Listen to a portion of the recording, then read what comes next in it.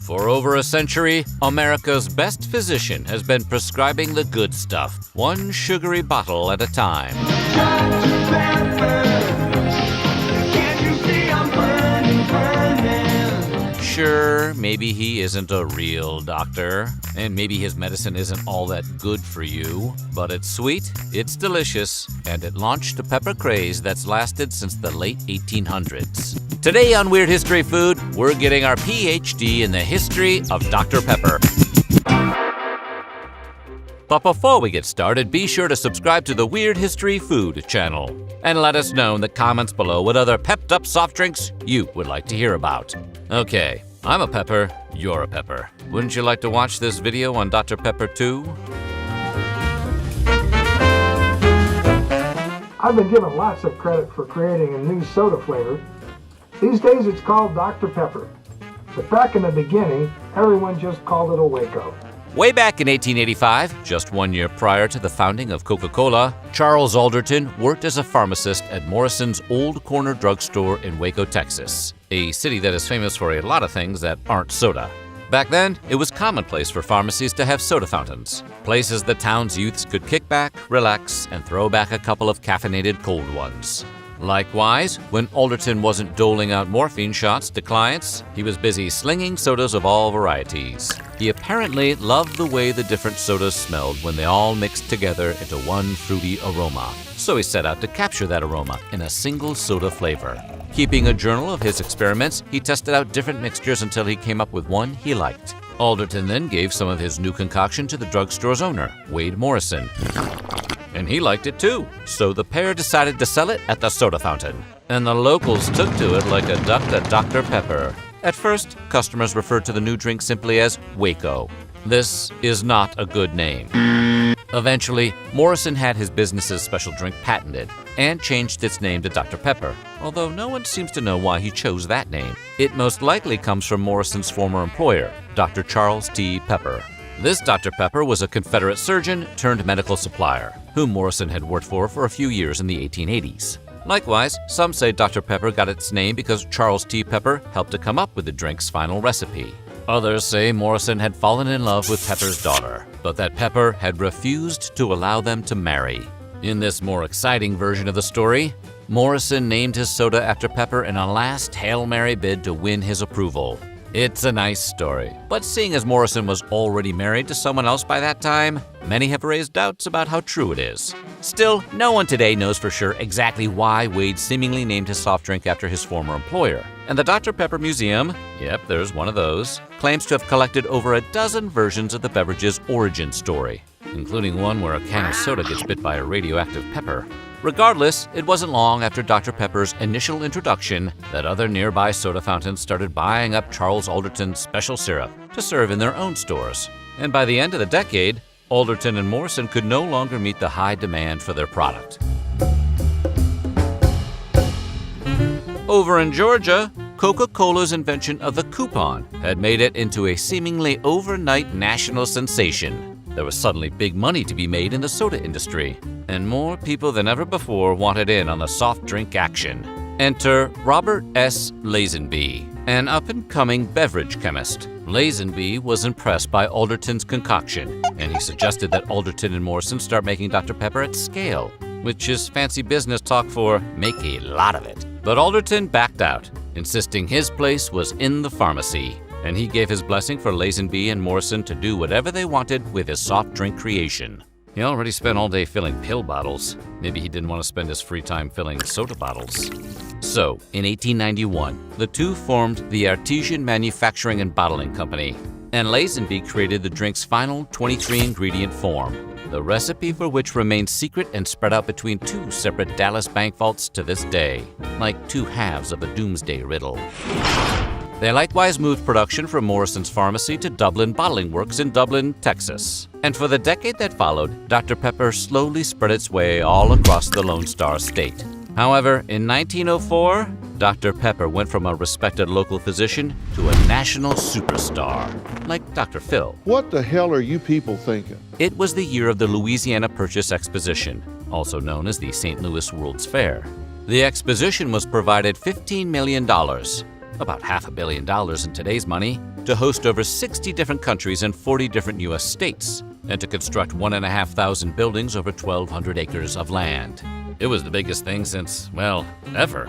And nearly 20 million people attended to see this feat of human achievement, and to witness some of what modernity had to offer. Debuting there were the likes of the X-ray machine, the wireless telephone, and the electric streetcar. What's more, many claim the exposition also began America's love affair with ice cream cones and hot dogs on buns. And most Americans had never encountered either prior to the event. Even with this hodgepodge of the day's finest innovations, though, Waco's favorite doctor waltzed in to steal the show. Dr. Pepper was a hit with exposition attendees, and the fair launched the soft drink into national stardom.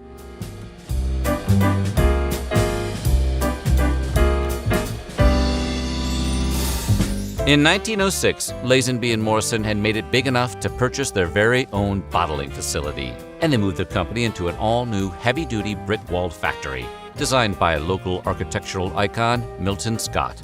By the end of the decade, Southern Americans identified Dr. Pepper with its self-proclaimed title of King of Beverages, and the brand even had a top hat-wearing mascot to boot. Hey, that's fun. What's more, the company's advertisements started suggesting customers drink their soda 3 times per day, once at 10 a.m., again at 2 p.m., and one last time at 4 p.m., in order to help keep up energy into the afternoon. Nothing like microdosing some Dr. P to get you through the day. The facility's sturdiness would be put to the test 47 years later when, on May 11th of 1953, an F5 tornado ripped through Waco, destroying much of the town and claiming over 100 lives, leaving hundreds more injured.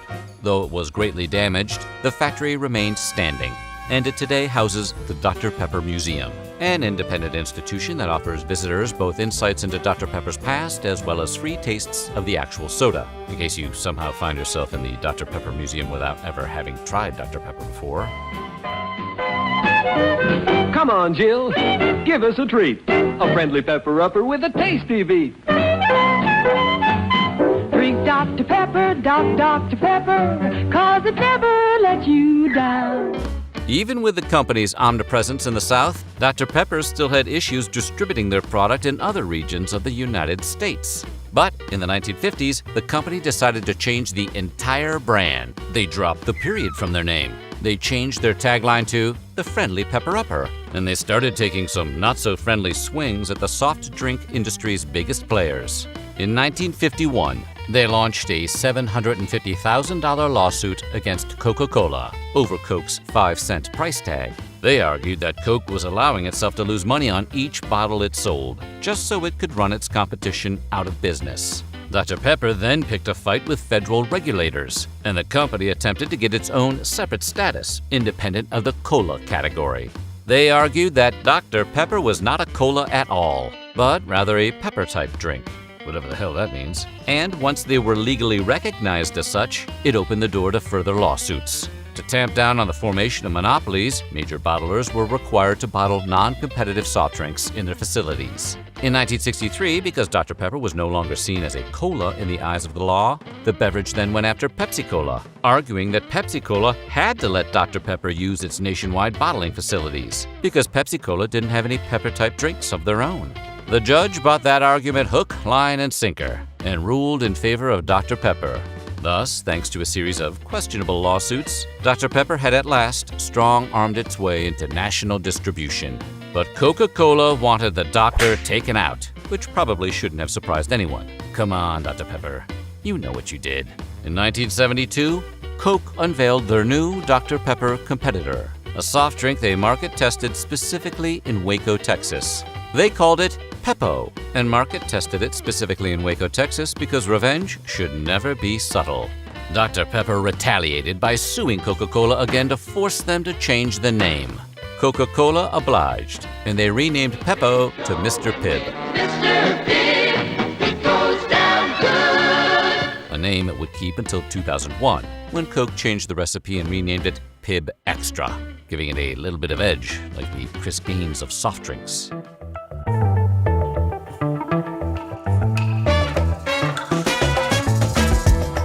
With their newfound status as a national brand, Dr. Pepper tried their hand at several different marketing ploys. In the mid-1960s, Dr. Pepper hired Donna Lauren, the company's first and only Dr. Pepper girl, who at the age of 16 became the face of the brand for the next half-decade. Hi, I'm Donna Lauren. Dr. Pepper makes an ideal gift for your true love, so watch out for rivals. She appeared in magazine spreads and commercials, and even starred in 1964's Muscle Beach Party, a movie sponsored by Dr. Pepper. It was also during this time that the company used Dick Clark to promote Dr. Pepper as a hot beverage, perfect for cold winter days. Perfect time for hot Dr. Pepper. Delicious and so easy to prepare. Just heat Dr. Pepper in a saucepan till it steams, then pour over a thin slice of lemon. Heading into the 70s, Dr. Pepper decided to lean into its uniqueness on the beverage market. At first, they declared their own product America's most misunderstood soft drink. Dr. Pepper, so misunderstood. But in 1977, they launched their Be a Pepper campaign, which encouraged consumers to embrace their individuality by drinking Dr. Pepper. Their commercials featured various versions of the same I'm a Pepper, Be a Pepper song, performed by an American werewolf in London's David Naughton. Yeah, he's the I'm a Pepper guy. I'm a pepper, he's a pepper, we're a pepper. What's a pepper? Wouldn't you like to be a pepper too? They even paid Michael Jackson to make a version all his own. Sunshine, I'm a pepper. You a pepper. Good times, I drink Dr. Pepper. While the campaign was a huge success, that success only lasted so long. In the early 1980s, the company became insolvent. Shortly thereafter, a group of private investors swooped in and bought Dr. Pepper outright. Seeing their chance to take out a particularly annoying competitor for good, Coca-Cola attempted to buy Dr. Pepper off of these investors. At the same time, Pepsi just so happened to be bidding on 7-Up, and both sales were struck down by the FTC over concerns of monopolization. So, 7-Up and Dr. Pepper, back to being on their own, had a sort of rebound relationship and merged into one big company. Just a decade later, Coca-Cola adopted the if you can't buy them, join them philosophy, and attempted to merge with Dr. Pepper as well. But three's a crowd, and citing Coca-Cola's existing pepper-type drink, Mr. Pibb, the FTC once more ruled against Coke due to concerns of monopolization. That seems to happen to them a lot.